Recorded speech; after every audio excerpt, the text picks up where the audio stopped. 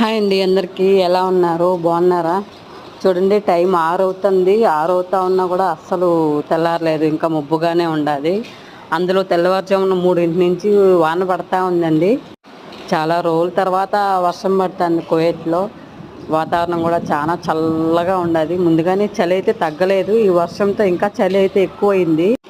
ఈ కువైట్లో వాన వచ్చినా దుమ్ము లేచినా పనిచేసే వాళ్ళకైతే కష్టమైపోతుందండి. ఎందుకంటే దుమ్ము వచ్చినా ప్రతి ఒక్క చిన్న వస్తువుతో సహా ప్రతి ఒక్కటి తుడవాలా. వాన వచ్చిందనుకో ప్రతి ఒక్కటి తొక్కేస్తారు. గజ గజ గజ మొత్తం క్లీన్ చేసుకుంటానే ఉండాలా. పనిచేసే వాళ్ళకైతే చాలా కష్టమైపోతుంది వర్షం వచ్చినా దుమ్ము వచ్చినా. ఈ వర్షం వస్తుందని చెప్పి చల్లగా ఉందని చెప్పి మా స్కూల్లో టీచర్లు ఈ విధంగా బొగ్గులు కాల్చమని చెప్పారు. బొగ్గులు కాల్చి పెట్టాము. ఈ చలికి ఇంకా బొగ్గుల పైన టీ కాసుకుంటారండి వీళ్ళు. తెలిసిందే కదా, ఆల్రెడీ లాస్ట్ వీడియోలో చెప్పాను.